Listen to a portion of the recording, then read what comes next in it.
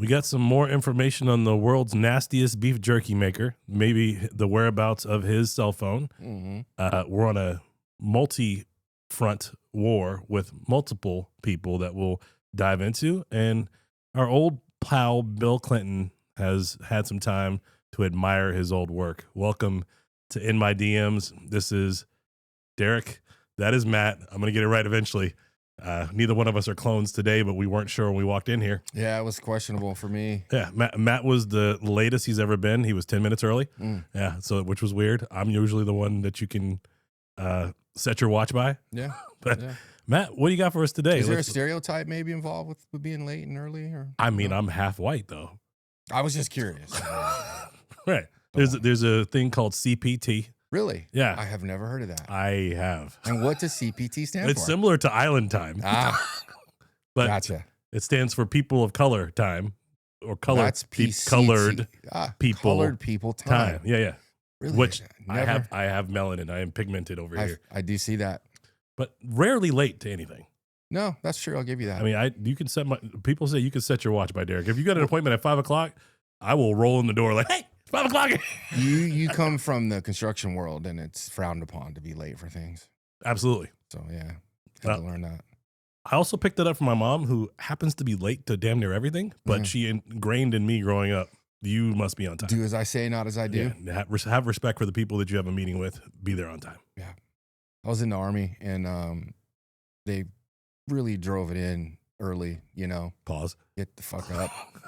I remember the first day, just to reminisce, the first day you're there actually in basic training, and they wake you up beating on garbage cans.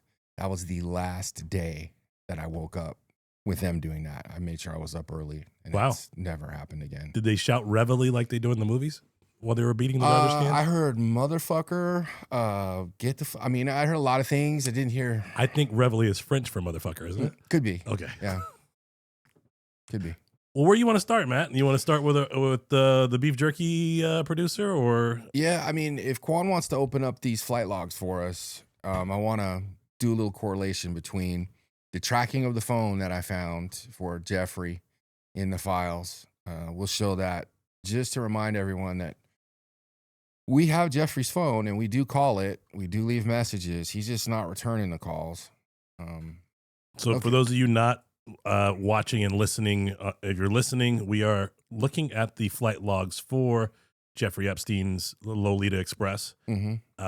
We, in previous episodes, had his phone number that came off of a old video rental agreement. We called said number. It still went to a voicemail for Jeff Epstein. And Matt still hasn't gotten a call back or a text back. And I even shared my location with him. And my house hasn't hasn't been droned yet. But if you look, it shows the airport where we're, destination. So I did a search inside of the destination for airports.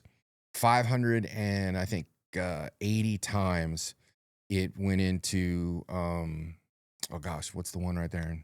Fort Lauderdale, Palm Beach, Sarasota. No, I think it's Palm Beach. Okay. Yeah.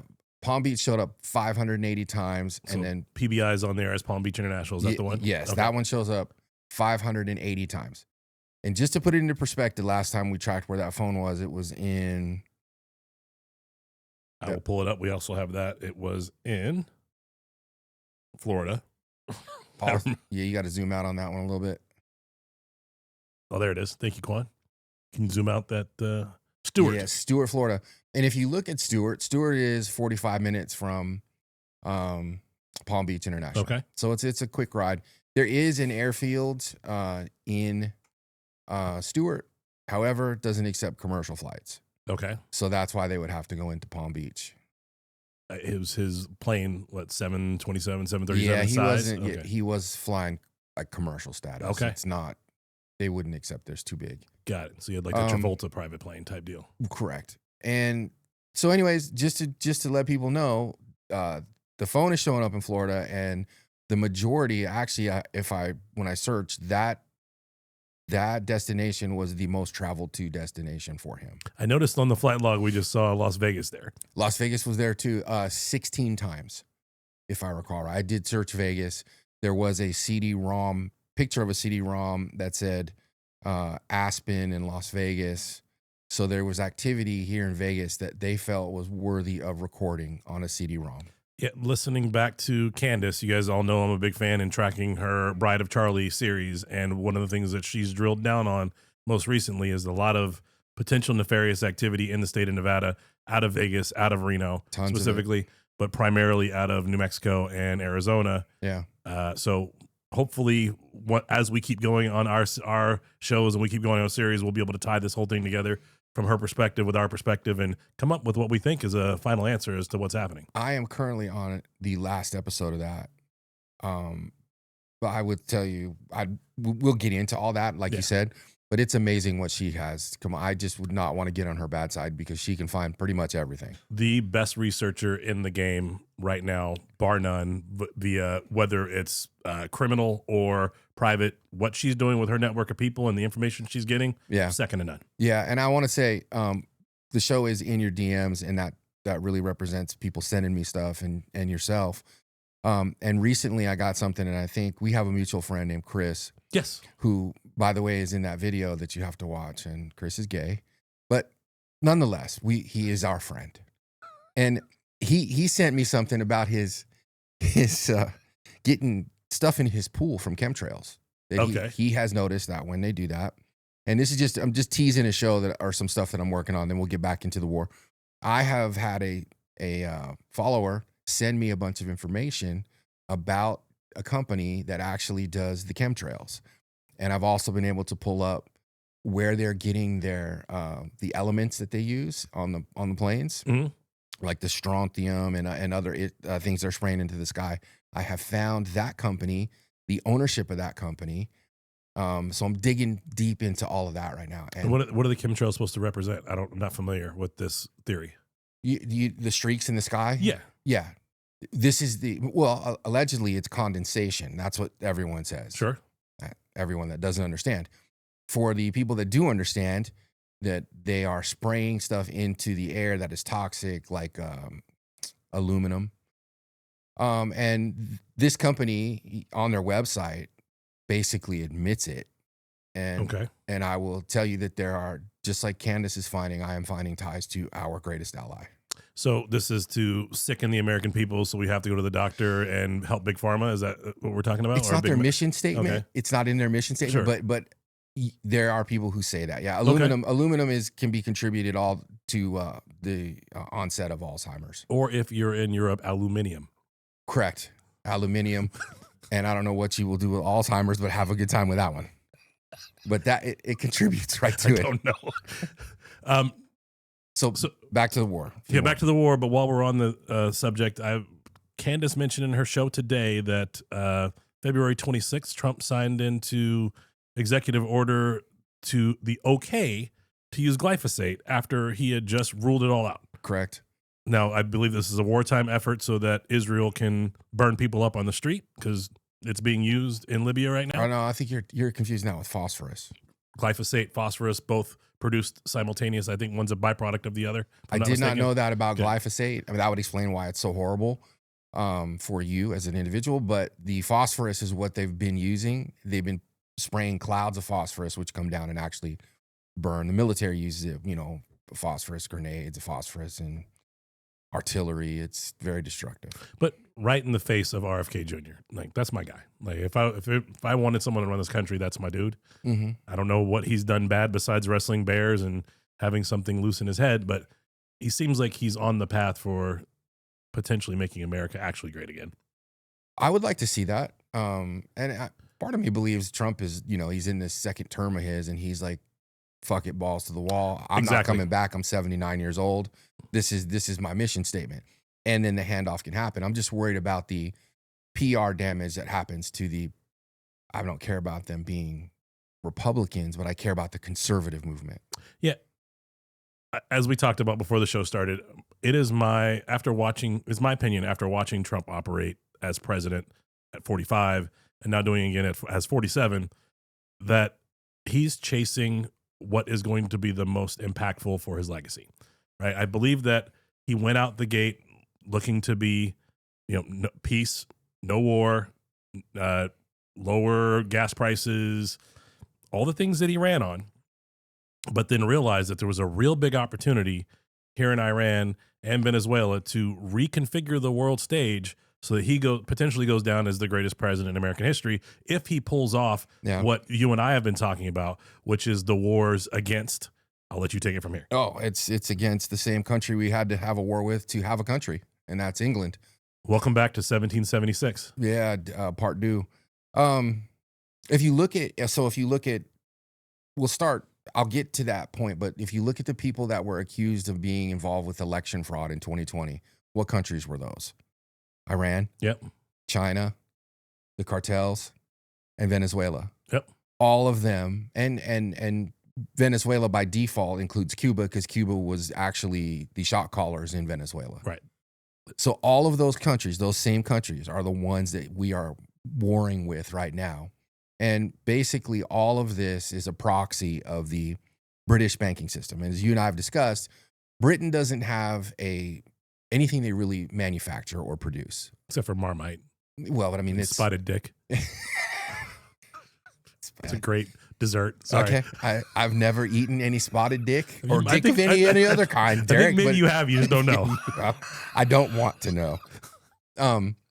With that said, though, what they do produce is the banking cartel. Yes. And the Rothschilds. And the Rothschilds are at the head of that. And there's no secret that Epstein in the files was constantly talking to them more than anyone. Right. To them, about them, with them. Oh, yeah. Coordinating efforts for them. And I think this is really, really convoluted. This thing goes in multiple different directions. You've heard people say, well, he didn't seem that smart. He's not. I think he was absolutely brilliant. You don't get into that position and be in charge of so many things. And one of those things, which I did not send to Quan, was Southern Air. Are you aware of Southern Air? I'm not.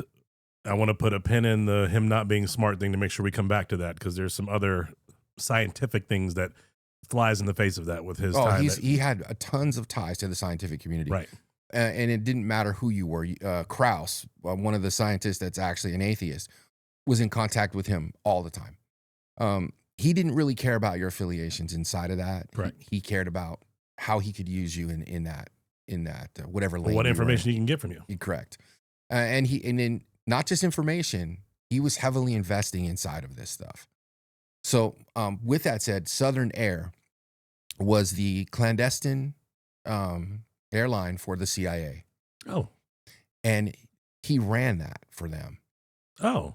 Yeah. Is that part of the files or just it isn't part of the files, and I sent that originally. Okay. But Southern Air. Southern Air. They were based out of initially Miami. And this is how much pull this guy had, okay? Jeffrey Epstein approached the CIA and said, I want to move Southern Air's base of operations to Ohio. Now, do you think just a guy who's collecting data has that kind of pull, or is he a guy that is actually involved deeply with the intel communities to make that kind of call? Clearly, he's a head of something to make that sort of call. Well, he sat in, or at least a chief analyst. Well, I actually think in the overall structure of things, he sits above the intel communities, right beneath the banking cartel leadership, which is the Rothschilds. And he himself sat in for David Rothschild at the Trilateral Commission when David could not attend. I think he was being slated to take his spot as the new guy in the Trilateral Commission. And if you know about the Trilateral Commission, they are, again, it's I would equate them to, say, Bilderberg or Davos, but specifically in the banking world. So are we thinking that he was like an honorary Rothschild, or he was just so entrained with everything, like, hey, he's the next up and coming guy, we need to hook ourselves to his wagon? At 30 years old, he was the youngest guy ever slated for the position in the Trilateral Commission. So all the bullshit talk about him not being intelligent, you hear, oh, he doesn't know money. No, this guy was sharp. This guy had tentacles going in every direction. And people point to him not having, I think he doesn't have a college degree, right? I don't know that he did have a college degree. But neither did Charlie Kirk, right? We're talking about two of the brightest minds, potentially. I know Charlie was brilliant. But Charlie was a smart guy. But I do think he had some college training, but I don't know to what level. Well, for certain, he spent a lot of time with the guys at MIT. Yeah. And Harvard, and everyone in the scientific community. And it's come out that he bought every scientist in the late 80s when they shut down the nuclear program and repurposed them to another location, New Mexico, where he Right. was developing his own things, which, Yeah. if you listen to the guy we were telling you, it's like space-time continuum Yeah. type stuff. Well, basically, on the heels of the Cold War coming to an end, you had a bunch of people working inside of that industry, specifically in New Mexico, because New Mexico is a hub for a ton of government facilities. All things tied to New Mexico. Yeah, but most of which are underground. However, you had a bunch of people that were now unemployed. So he actually had the backing of the CIA and MI6, and he had, Maybe Mossad at the time too. well, that's MI6. Or, excuse me, yes, Mossad, correct. Yeah. MI6 as well. But he had all this money and all this backing, so they took all those scientists in. This one guy, and he had a facility in New Mexico called Zorro Ranch. Right. And these people were working there for him now, basically for the intel community. Right. So, but I digress. We got off track a little bit. It's important. We're going to eventually tie everything back to this down the road. Yeah, there's so much data inside of this, and there's so many people that are extracting that data. Candace being one of them. Right. She tied I forget what the university was. Do you remember? There's a couple universities she mentions. UVU specifically, where Charlie was shot. Yeah. That comes up multiple times because apparently his wife's family were large donors at UVU before it became UVU. Right. And they've got legacy ties and professors still at the university. Well, the UVU was headed at the time of the shooting by a former CIA officer, which I believe she was related to in some way, shape, or form. Correct. It was a female. I don't remember her name, but yeah, I mean, it is a convoluted mess. And Jeffrey Epstein was running Southern Air, and he had so much pull. Like I said, I think he sits above the intel communities. And if you look at a structure tree, if they actually had one, he's the guy calling shots right on behalf of the Rothschilds banking system. So we were tying this to the war. This whole thing came up when we were talking about America's at war with the banking system, which Correct. is the UK, Lloyds of London. If you've heard those words before, those are the guys that invented insurance. Yeah. And the reason why this is such a big deal is because insurance is all based out of London. And because London built this whole insurance mecca and empire to go along with the banking and insurance tie together, right, that every time anything moves through the Strait of Hormuz, they have to pay basically a toll to London. Yeah. But go ahead. Well, so London, if you go back through history, we talked about this a little bit on the last episode, was the company that was created by the London banking system. AIPOC. Yes. The Arab something petroleum company. Yeah. Yes. Arab, Iran, petroleum, something. But it was Iran and England. Yeah, it was the 50s. Right. And at some point in around 53, Mossadegh, who ran Iran, decided he had enough of that because they were getting 16% of that oil. That's what their profit was. Right. And Britain was obviously taking the rest. He said, we're going to nationalize our oil and we're moving away from you. Therein started the beginning of the end for him, where you had through the 60s and 70s, the decline all the way to 79, which put the Shah in, and then you had a complete breakdown of it's no longer Persia, it's being used by Islam. Right. So, but that is all run by England, all of that for years, which all of the money, all the banking, everything important in there. So Iran was set up basically as somewhat of a proxy, right, for them. And so when Trump went to war with Venezuela, he went after the money in the Caribbean, which was Venezuela, Cuba. He's addressing all of that and having that fight with them. And now we're moving over to Iran. But the part of this that gets sketchy is, and I'm not sure about this part, but I'm feeling like he bit off more than he could chew. The Straits of Hormuz is a trap, more or less. If you put boots on the ground there, you've got an embedded through that north side, controlled by the Iranians. They're embedded with missile systems galore, which you're starting to see. They've pretty much destroyed Tel Aviv at this point, or a good portion of it. Sure. They're much more formidable than I think they understood them to be. And he has now said that the attack is going to end, and that's why oil prices have dropped dramatically. But I'm not sure where that goes, because he's taking a big loss just in the political spectrum by admitting that. And it's not like him to do that. Admitting the war is going to end, or admitting that we're not going to put boots on the ground? He hasn't admitted about the boots. He's saying just what made the oil drop today was that the actions in Iran in general were not going to go on for much longer. And then Iran has put their new supreme leader in power, another Khomeini. Yeah, his son. Who's supposedly even more radical than the first. Well, I mean, would you be more radical? If they killed my dad, yeah. You killed your dad. I'd be a little ticked off. Bomb the shit out of your country. So I just in that perspective alone, I think that was not a good trade-off. Do we have one more bomb to send to him? I'm sure we have several more. And part of me thinks that, again, there was an issue about munitions. The 4 to 5 week thing in the beginning, they've had to pull munitions from South Korea, which did not go over well, because I can imagine. You've got the issue with China, but they've had to pull back munitions from there. Ukraine is crying about not having munitions to fight Russia because we're allegedly taking them to fight this war, this front. So part of me thinks they're going to hit the brakes on this, regroup, and come back, which they've done already. Sure. Which is how we got to such a dishonest place, because if I'm in a negotiation with you, and they did this to them a couple times, I want to say Israel did it, but we went along with it. So we're part of the problem. Hey, come to the table, let's negotiate. And then they blow the shit out of everyone in the room. That makes for dishonest negotiation. And that's kind of how we ended up with Pearl Harbor. Pearl Harbor was a sneak attack, much like this, and then those don't usually end well. Right. So I'm not sure where this goes. I'm not sure what Trump's really doing. I'm not sure how much Bibi is actually making the call here, which pisses me off because I don't want him making the call for us. So let's talk about the reason that was publicly said and then retracted about us going to war and firing the first shot. The word was, Israel said, we're going with or without you. Yeah. And Trump basically said, well, you're not firing the first shot. We're firing the first shot because no one's going to do this but me. And now we end up in this war. Do we believe any of that? No. Okay. I don't. I think it was him trying to cover his own ass and say, well, because what they formally said at that point was, we felt that Iran was going to attack. So we preemptively just said, okay, it's fine, let's attack.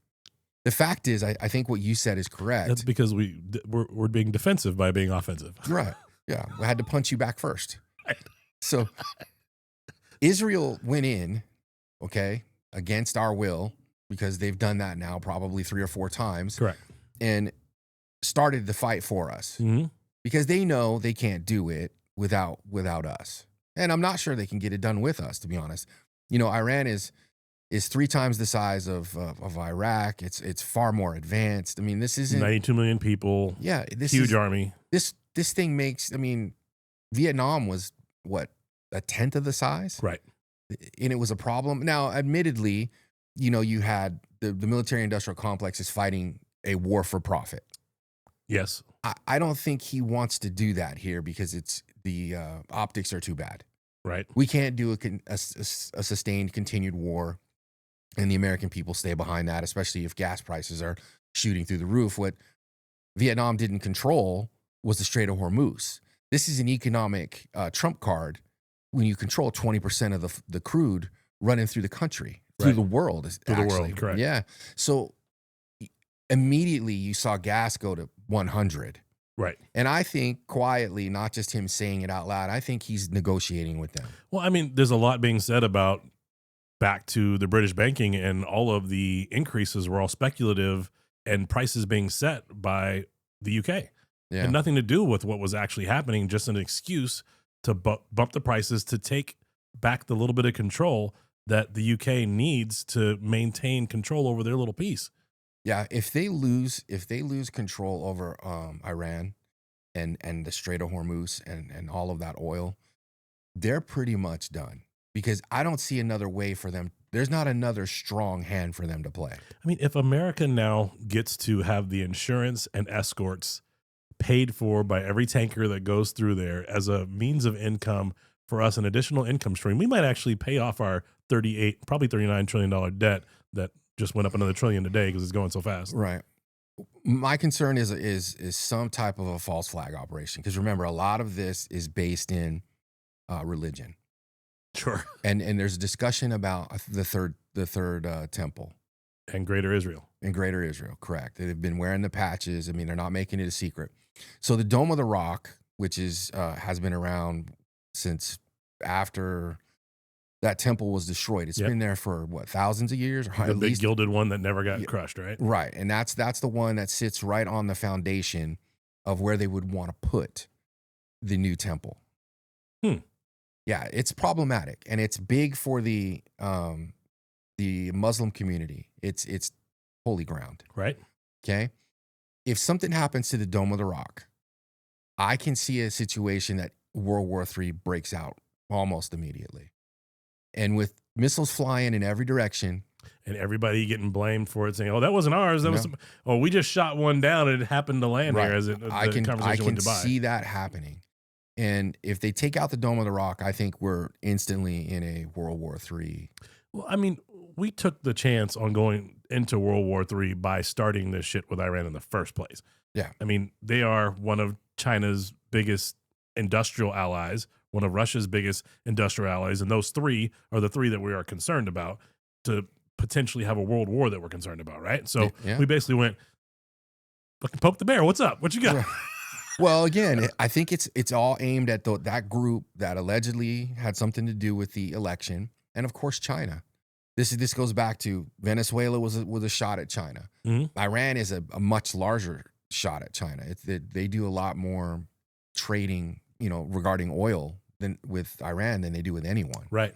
Read an article today about China that says that they are, and I don't know if this is just propaganda to make Americans feel good, but they are in a state of turmoil there as well, with some military leaders that have gone off plan and are causing issues. And because of that, they underestimated that the U.S. would ever consider attacking Iran. This wasn't in the playbook. That we've never done this version like this before, so they didn't expect this to happen. And now they're kind of backpedaling, not knowing what to do. And all of their senior advisors look stupid because they said there's no way the U.S. will ever attack Iran like this. Sorry. Yeah. Hold on. So the point being, China's been very quiet while we are literally pulling their supplies for oil, but 1 month after the next. So I don't know what's next, but we've been in the shorts. Internally, there was a page on X, one page. Everything was written in Chinese, so it had to be translated. And it was a source that someone sent me, and I started watching. They were claiming at the time, and this is probably a month ago, that there was an internal military coup inside of China. I remember that. Yeah. It was the one source, so I followed it. I still follow it. Mm-hmm. But that is the only place I heard that from. Now, China is very good at controlling the flow of information in and out. Definitely. They have a hardcore infrastructure of control. So very easily that could have been maybe the only way to get that information. But that would align with what you're saying. With that article. Which is just holistically to talk, which is why China is so powerful.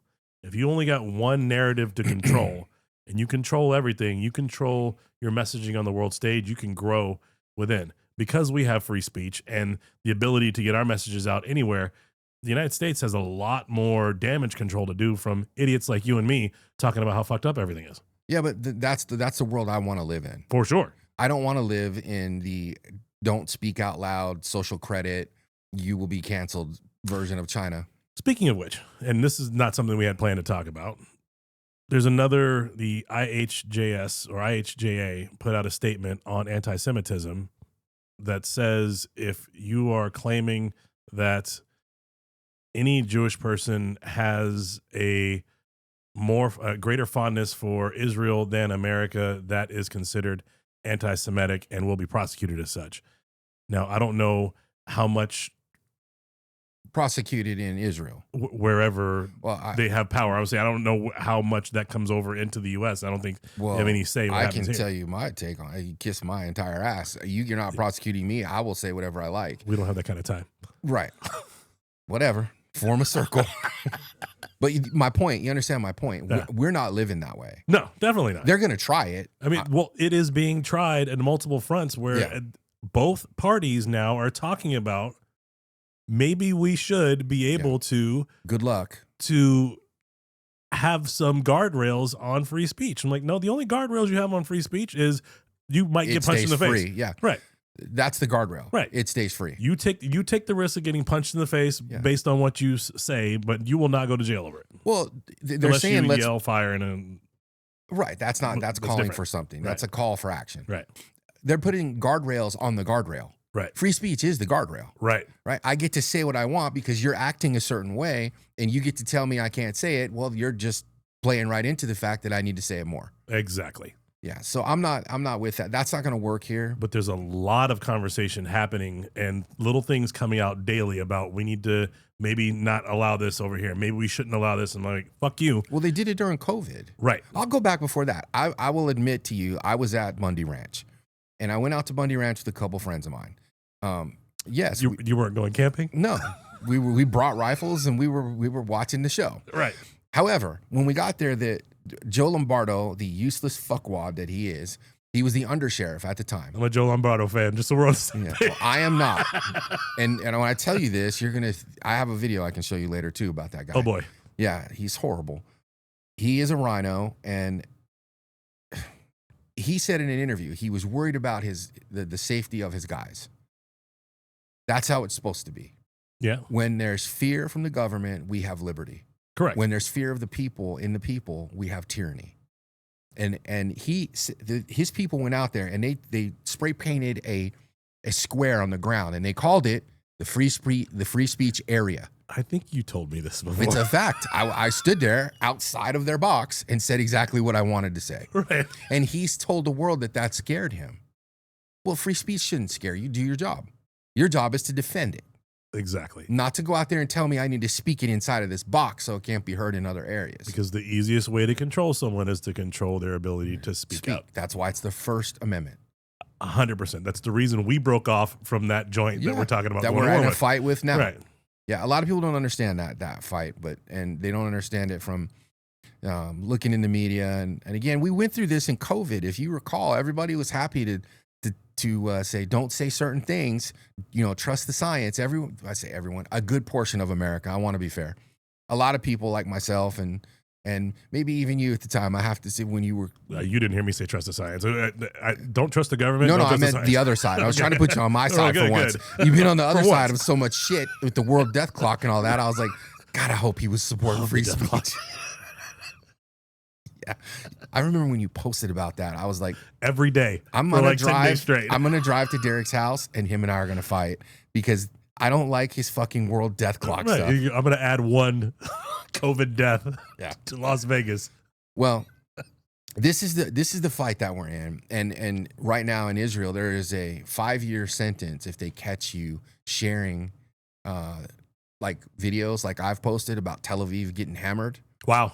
They have a thing there where they're trying to hit people with 5-year prison sentences for sharing that kind of information. So because your last name is Kaufman, can they excommunicate you to Israel for prosecution because you come from that background? Buddy, I chose the wrong side of that fight for them. But regardless, they don't care. You have to change your name. I went back east my senior year to visit my Jewish family. You went back where? Boston. Oh. Yeah, no. Wait, Tel Aviv? Back east, America. Germany? I ain't never going over there. Okay. No.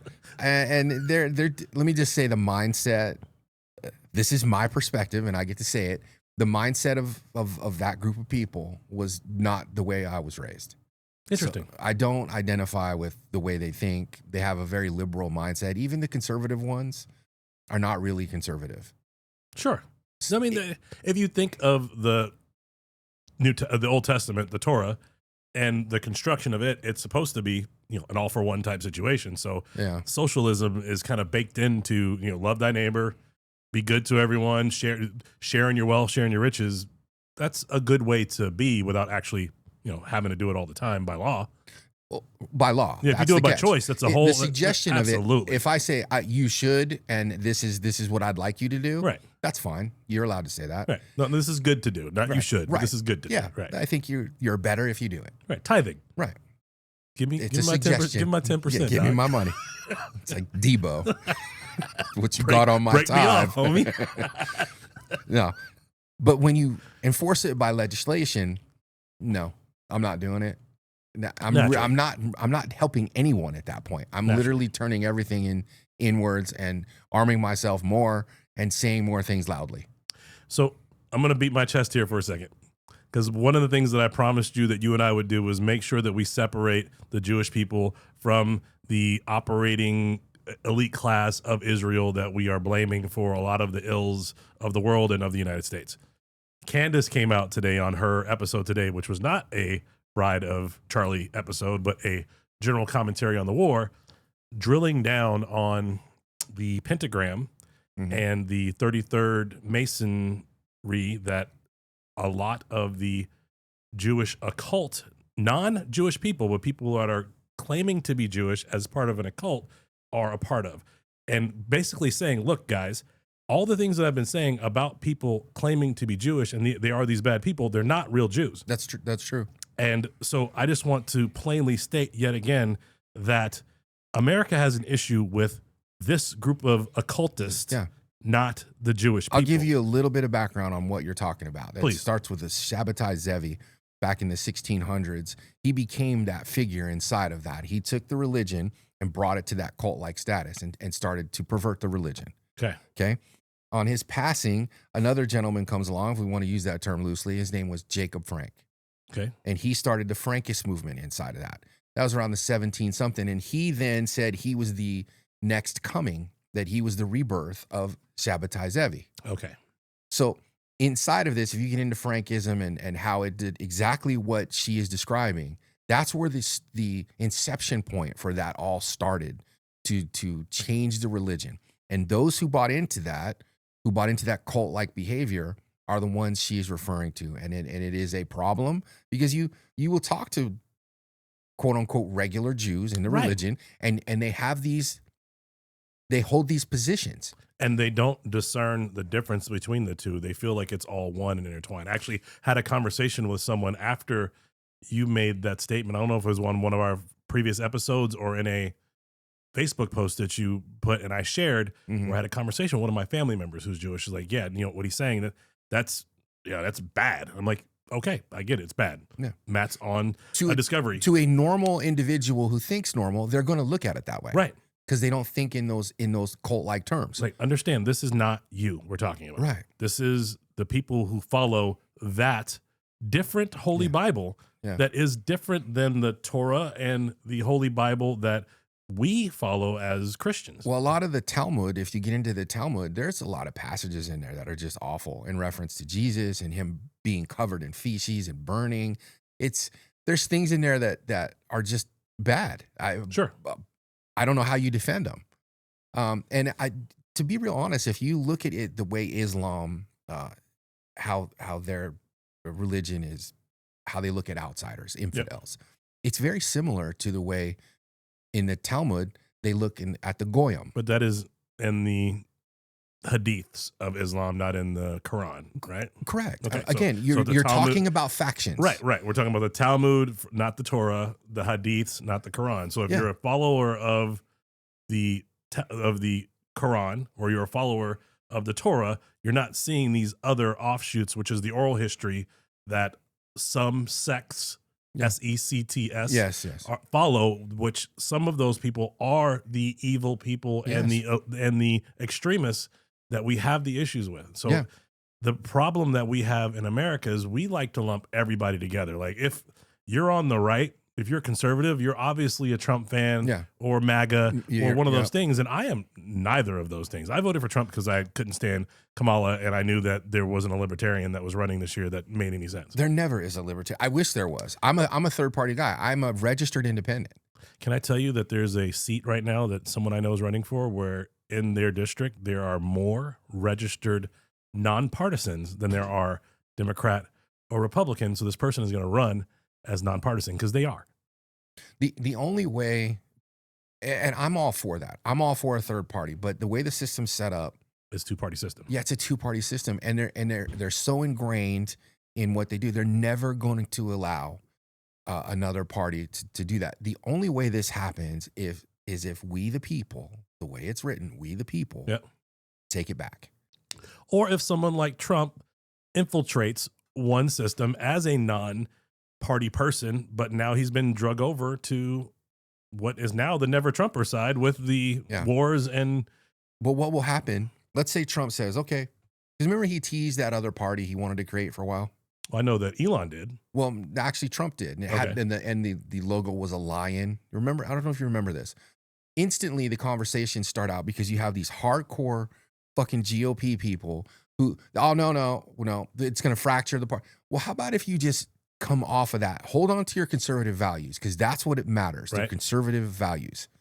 And I tried to explain this to someone when they were talking about the GOP. I said, being in the GOP doesn't mean that you're necessarily conservative. Having conservative values and being in the GOP, I know they sound like they're supposed to go together, but they don't. Right, they're supposed to go together. Right. It's that's why they call them rhinos, Republicans in name only, because what they're saying basically is their principles are not conservative. Right. So basically, by being Republican, if you're running for office, you get some of the Republican fundraising dollars to help further your mission, and then because of that, you have to toe the line of certain Republican items that they want to see passed.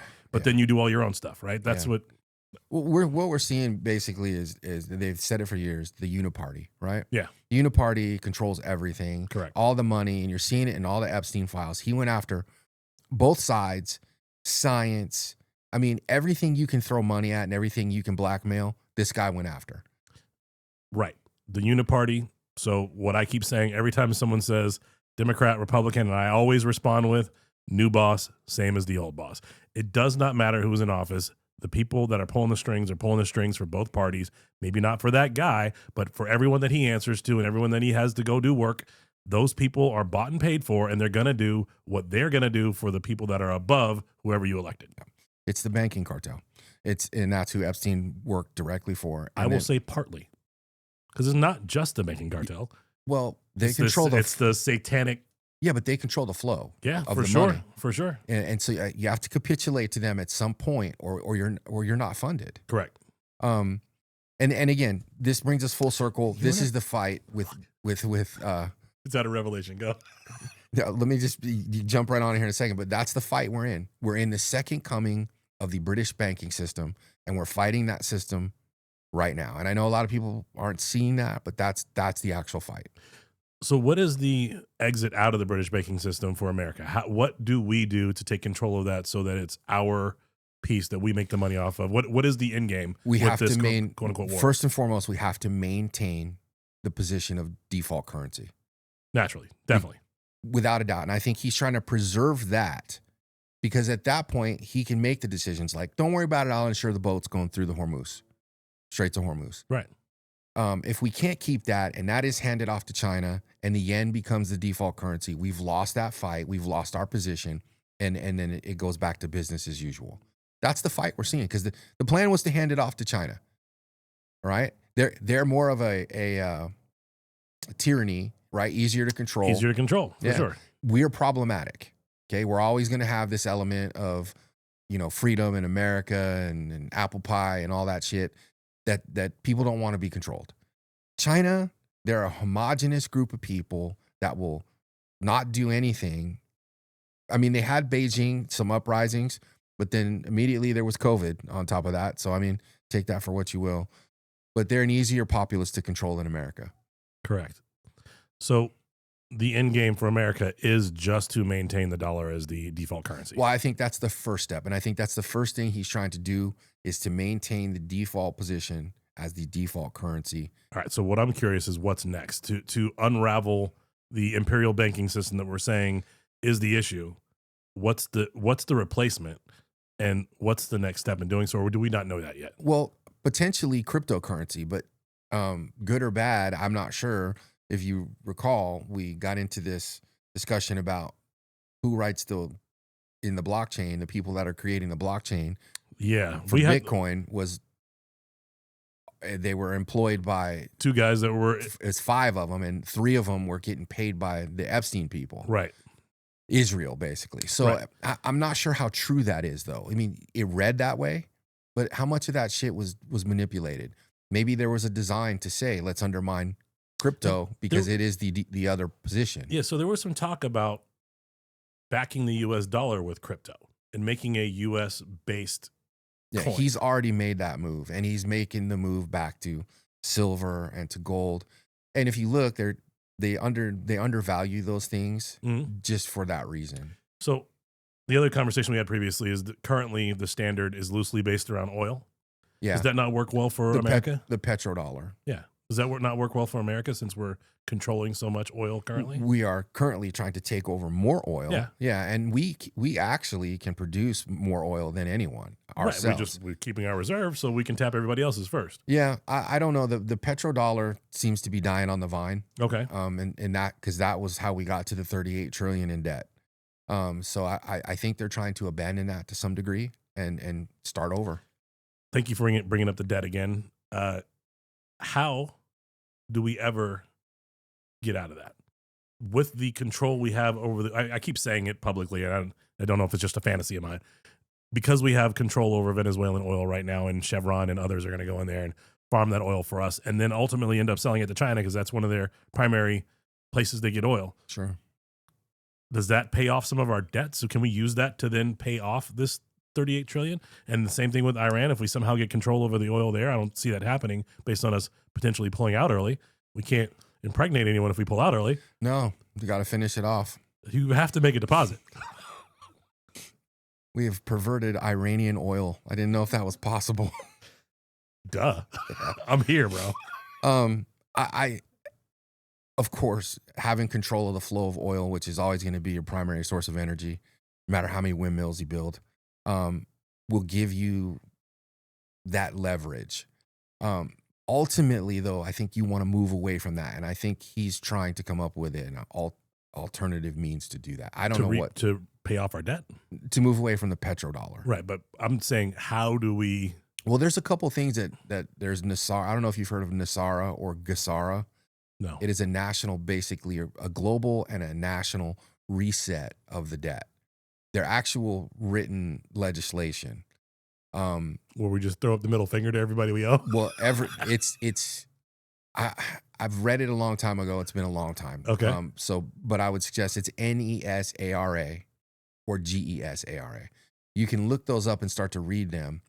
They are basically a reset button. And there was a lot of talk around those pieces of legislation probably 5 years ago, but I haven't heard much about it since. So I don't know how real it is, how available. So let me put on my dictator hat real quick. Yeah.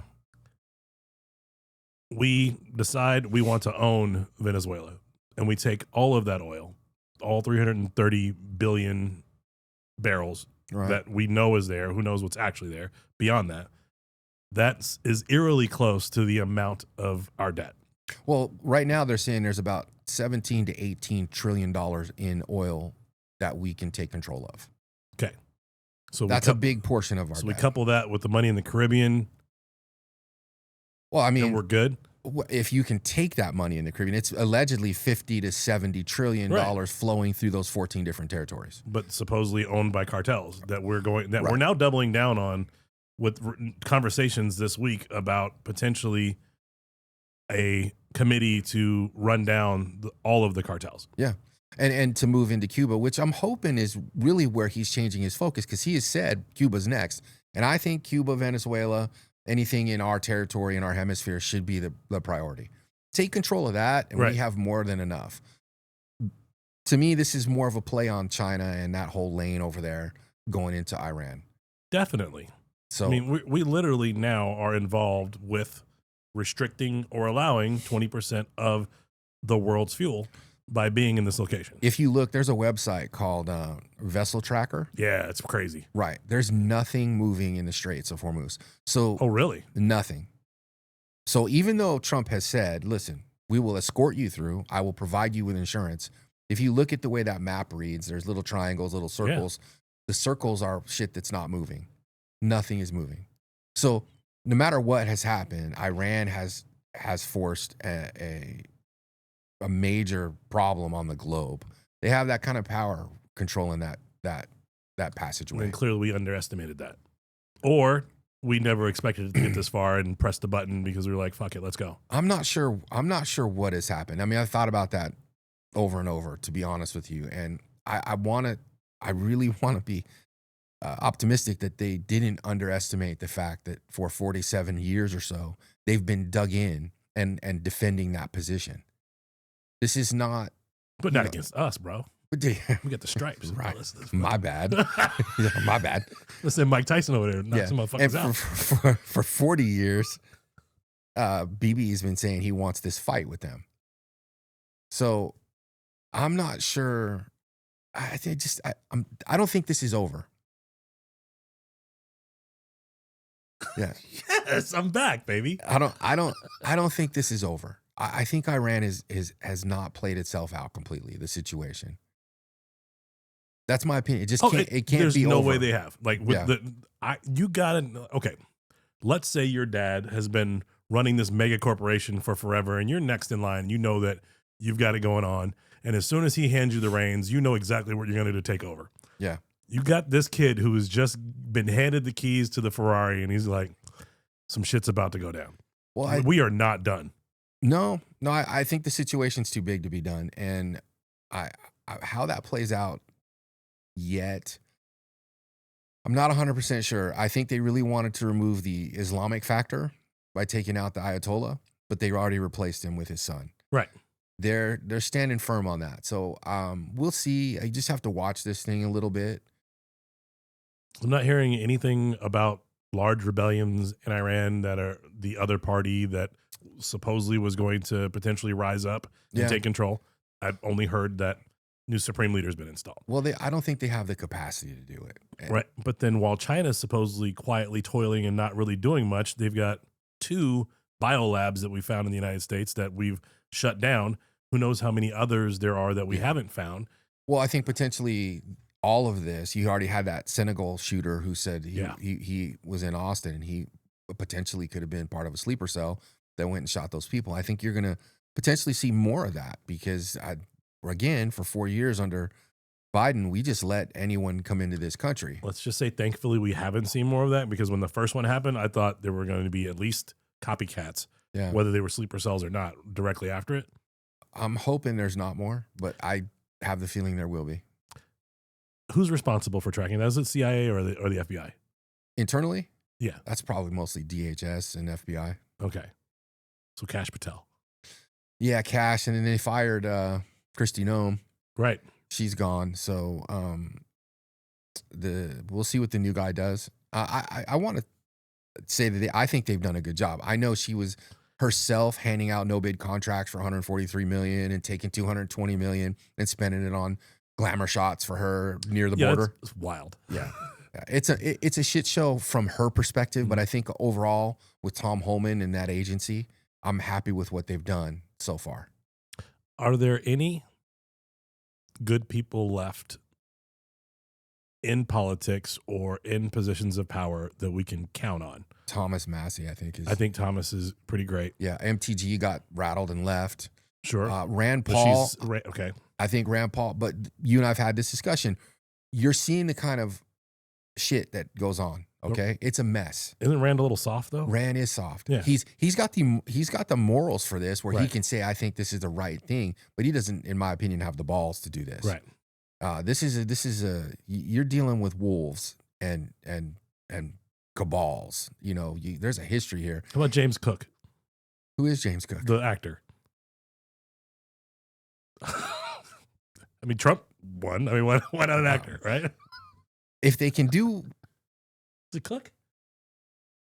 Who's the outspoken, conservative, older actor guy? Oh, you're talking about, James Woods. James Woods, thank you. 00. Yeah. My bad. I think he's got the right mindset. Yeah. But I don't know what his pedigree is involved with politics. So before we lose track and before we run out of time, we want to talk about our boy, Slick Willie. Yeah, we got some videos. Quan, if you can open them. This is going to be... Bill and Hillary recently did their testimony for Congress. Bill Bill's was, I mean, both were loaded with the kind of body language that was awful. Let me just say that they're lawyers. I want them on my team if I'm ever having to face a firing squad like that. If you look. So she pulls it away from him. He's going back to look at it. This is actual pictures of crimes from the Epstein files. You can see him going through the pictures. And he's smiling. He's finding this shit entertaining. Look at him. Hey, give me that back. I remember that night. And she has to take it away from him. Look at her face. She's like, Jesus Christ. This motherfucker. So this guy, if you look at him folding the arms, okay, so let's talk body language real quick. If you just pause it for a second. So he's sitting here, head down, okay, bad sign.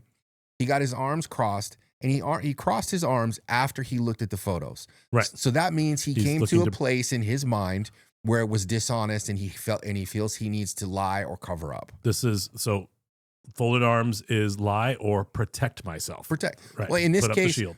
Depending on how he felt, he is protecting himself. And if you go to the raw side of it, these are where all your internals are. Yep. So you're covering up all the most vulnerable parts of your body. Right. And he's doing that right on camera. And you can see his face right there.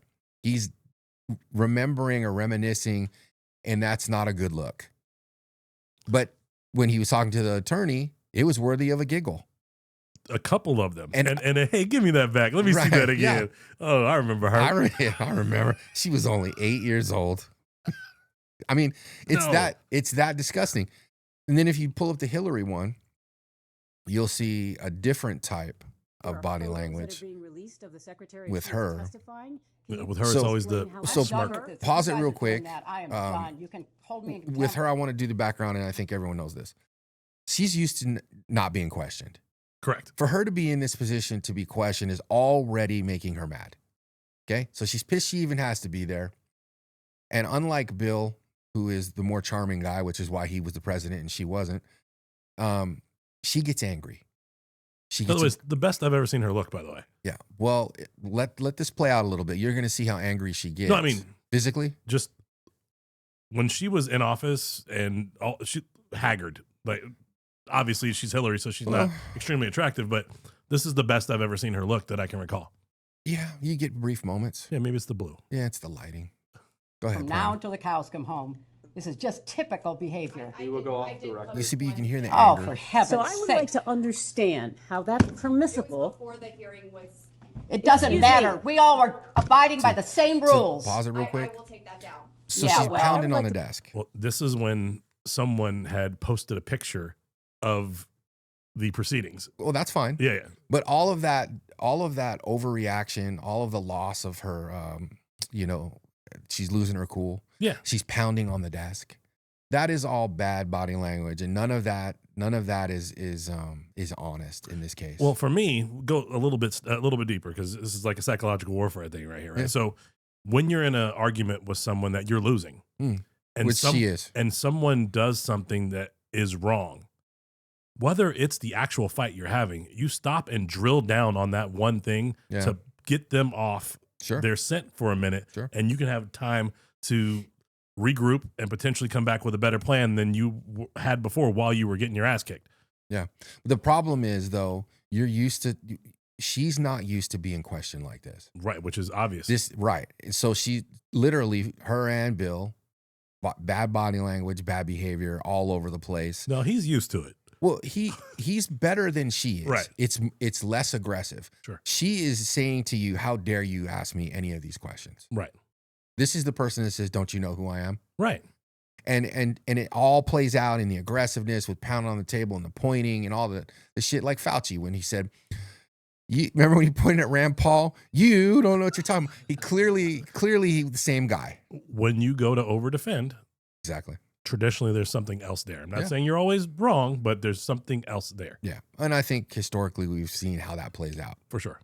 So that is Bill and Hillary, and Bill having fond memories about the pictures of what's probably underage girls. It takes some time and go back and watch those interviews, guys, if you haven't had the opportunity. It's interesting to see your former heads of state in a position like this looking to defend themselves. There's going to be more to this that comes out later, I'm sure, but it's definitely worth the watch. Yeah. Yeah, it's all bad. All of the behavior from these people that have been questioned has been bad. So we talked about oil bouncing around, right? Mhm. It was at 65 before the war started, Correct. jumped up to 82, Over 100 today. jumped up to over 100 today, and then immediately dipped back down. Prior to me walking into this, it had dropped. It had hit 84 and it moved to 88. So again, all over the place. Yeah. The stock market closed down 0.5. The futures, closed up 0.5. Correct. Yeah. The futures are already down 0.42. So a Yeah. full 1 point swing. We're trading at 47.5 right now when we're at 50. We can't release these files. Right. So this whole war has been very impactful on the American GDP, not to mention the war machine. The war machine is obviously making a bunch of money right now, so that will potentially feed back to America, but the tax is paid for it, so it'll be a wash. Yeah. Again, I think we're going to see more fluctuations. I know it dropped down to 84. And I don't know where it's at right now. So somewhere around that number. What index do you research on? Do you just say what's oil at right now? Yeah, I just basically look where the oil market is. Okay. I didn't look at the actual index, but I know there's like there's 3 or 4 of them. The only other one I used to watch was the one where it had copper when I was doing electrical for about 6 months. Right? Yeah. When I finally realized what I was doing, I was like, oh, I can see what the price of copper actually should be. Oh, this is a cool tool. Well, the discussion of him putting boots on the ground, allegedly the 82nd Airborne was called in off their drills, and a bunch of other Army and Marines were. The snoring dog enters Yeah, the we chat. have I'm sorry, we boring you. Pick it up, Matt. Where the fuck's Larry? Yeah. But with that said, the discussion of boots on the ground I thought was crazy. It's not. It's a choke point. It's a position you don't want to get into. You're gonna get sucked into there, and they've got. I've already shown you tons of missiles and capability, and you're basically sitting ducks. So when that discussion started, I thought that discussion needed to end, and he did come full circle and say, I think the action in Iran is just about finished. He says, I am not going to finish. We are pulling out. Yeah, we are pulling out. I'm not with no happy endings here. It's just an ending. Right. It's going on somebody's belly. Oh, gosh. I apologize for BB Derek. enters the chat. Yeah.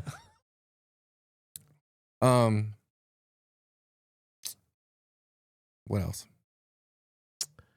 Well, I've been making statements that I think Trump is occupied, that he is pulling the strings for people other than himself. And I want to say that I think it's more likely that he's seeing opportunities for himself and his legacy. You're speaking specifically about Iran? About everything. Just that in he's general, doing. Epstein, Iran, all absolutely. of it? I think Trump's primary goal for this presidency is to leave America in the absolute best position he can so he can go down as the greatest president in American history. Like every time there's an opportunity for him to grab something that no one else would have ever grabbed before, anytime there's an opportunity for him to release something that no one's ever released before, he's going to be the guy to do it. And that's the way he's been acting this whole presidency. I agree. I agree with this is the second term and he's just going for broke on it. Correct. What his motivations are, I am not 100% sure. Maybe some of that is ego, my legacy type stuff, because he does have a bit of an ego. But I also want to say he's expressed religious views over and over. And I think he feels like he was spared through the assassination attempts to do this job, to complete this mission. That would be very altruistic, and I'd love to hear that was actually his driving force. I actually have heard him say that. Now, I'm saying to you, I'm not saying it's gospel, but maybe some of it is quietly him saying, I want to go down in history as that guy. So I actually had to take some time and remember who Trump the man was before The Apprentice. Before The Apprentice, he was a genius real estate tycoon who used the laws of our country against us to build his businesses, bankrupt them, have someone else that he knew buy them for pennies on the dollar, and then he would come back in and be the operator for them. But that wasn't the business model, to bankrupt them all. That's what people say. I feel like it was. No. Well, he had. So you're saying all his businesses were bankrupted? The majority of them during construction, not the actual business itself. The buildings. So you're saying the particular project? Yes. Okay. Maybe I can. But I'd have to go back and look to confirm that, because that seems like a crazy method to. How will people still want to keep loaning to you? They don't. That's why he stopped building buildings. decided to run for president. Yeah, but if you listen to them when they talked about the loans and they came in and they were saying you got loans under false pretenses, you inflated the value. All of the people that gave them loans said, "Oh, we gave them loans and we'd be happy to do it again." Right. So something's got to give there. Is he running an operation where he's just bankrupting stuff and defaulting, or is he? Because in the bankruptcy they wouldn't get paid. Is that right? It depends. Depends on the type of bankruptcy. To restructure. Right, or what? restructure. I would think that the banks would say it's risky to deal with you because you're bankrupting things. Sure. So I want to go back and look at that. I know that there's been a few situations where he has bankrupted businesses, but I don't know that For the ones that I'm aware of are construction projects, specifically in New Jersey. Yeah. I believe there was one here in Vegas as well. I think Trump Tower may have been part of that, or there was threats of bankruptcy and it actually didn't go through. Like people were year and a half, 2 years not paid type deal and didn't actually end up declaring and finally paid off that debt. But Adelson did that too. Yeah. Well, Adelson's another one. Yeah. I don't know if you know this story. He actually took American property for lighting, sent it over to China, had it recreated, and then bought it for pennies on the dollar. I can believe that. Yeah. Yeah. Well, when we were doing traffic signals for him here in town, Adelson, for that whole thing, Yeah. he just refused to pay and then brought everyone to the negotiation table and said, you can basically have 70 cents on the dollar. And that was like on the high side. I think that's where some of these people ended up at. And other ones, he was much lower. So same scenario. Well, I'm not aware of the Trump. Bankruptcy court, right? Yeah, I'm not aware of the Trump situation. I'd have to go look at that. But I do know in business in general, these guys will try to get you on the hook and then force you to have to negotiate it down. Right. Through bankruptcy or whatever means. So my point in this was not to actually say anything negative about Trump. This was to talk about him using the tools at his disposal to further his agenda in a positive manner. And right now he's doing this for America. And he's seen an opportunity to potentially take control of the banking in the world, or at least in the Strait of Hormuz, and control that pinch point, taking control of oil in Venezuela and put China on their heels as the genius operator that he has been his entire life. And I, as a Trump detractor, I've let myself forget how smart he is. I think he's brilliant. He is brilliant. I know people get, oh, you're a Trump. I'm just calling balls and strikes. Yeah, the guy got this far in life brilliant. Not being stupid. It's like when they were calling Jeffrey Epstein stupid. It's like you don't get to where he's at being stupid. Put it in perspective. Hated Michael Jordan when he was in the NBA. Greatest player of all time. Yeah, I say the same about Floyd Mayweather. I couldn't stand Floyd Mayweather. And I love boxing. I grew up around boxing. Sure. But you couldn't deny how good of a boxer he was. Greatest defensive counterpuncher of our time. Of our time, for sure. And when we start crossing over into other eras, that's where it gets a little muddled. But I gave him his flowers, right? Because he is who he is. Right. That's who Trump is. Trump is I think he's brilliant. I think, unfortunately, Epstein is also brilliant. There's a lot of brilliant people. Brilliant assholes. Yeah. Fair. That's what our country's made up of. Sometimes I think you're just an asshole and not correct. Not brilliant. Not exactly reached brilliance, but the asshole part, I got covered. I think I got that too at times. At least that's the rumor. Well, Derek, good show. It was a good show. It was a lot of fun. Unfortunately, we didn't get to argue yet again, so I'm sure some of the people who are looking for that. Don't think I forgot. Uh-oh. At one point, we're bringing gloves in and we can clear some space out of here. And we're just gonna have to do a separate show, right? Well, we're gonna have to do it at the end of the show because no one wants to watch you snore through the whole show. Are you gonna get me high before I do this or something? Are you gonna Bill Gates me? No, I'm not gonna pass you. No roofies. Okay. We're doing it straight up. Okay. And you've been working out. I have, and I'm going to Portland apparently. Yeah, you're going right to Portland. Trump has legislation there that says if you can't bench press 315, you're getting deported. And I just picked Portland. I think that's a great place to send people. Yeah, you deported to Portland. Right, to Portland. Quan, are you over 315? I'm sorry. So Portland. He says you got to be able to have 3 plates and put it up. You're twice, right? That's what you're. No, I was just once. Just once? Yeah, I think I can do once. Just my shoulder won't work again for like. I don't think you can. I'm willing to throw any amount of money you want at that. I need 2 weeks. See, you see, we're amending it already. No, I need 2 weeks for the 315. I need testosterone shots. No. I need. Okay, I'll say 4 weeks. I need to build up. It's fair. You're old now. I don't know why I haven't, my shoulder is absolutely destroyed. My good shoulder is currently destroyed. I cannot lift my arm up like this without a hitch and pain. You Right. can't, Well, you can't Zeke I'm just doing my Elon Musk, baby. But I've got drama. I'm XXY male, soft joints, all my shit's jacked up. Well, if you want to stay in this country, Derek, you're going to have to find a way to get 315 off the fucking bench. I can get it off the bench. All right. Just not on my back. Hold on. I can shrug it off the bench in a All right. heartbeat. Well, with that, yes, we will have a boxing match. One of the things I said I wanted to put a pin in and come back to was the Obama thing. You remember that he did a whole bunch of fundraising through text? Mm-hmm. We need to come back and visit that because we were talking about where all that money came from. And it was the American public, we were told. I don't know. It's if that's always the necessarily American true. public. Yeah. We always get fleeced. Yeah. Anyway, I am Derek. This is Matt. You are in our DMs. Thank you to Quan for putting this thing on for us today. Make sure you slide in, send us your topics, give us any comments. Thank you for tuning in with us today. Thank you, Matt. Yeah. Thank you, Derek. All right, y'all have a good night.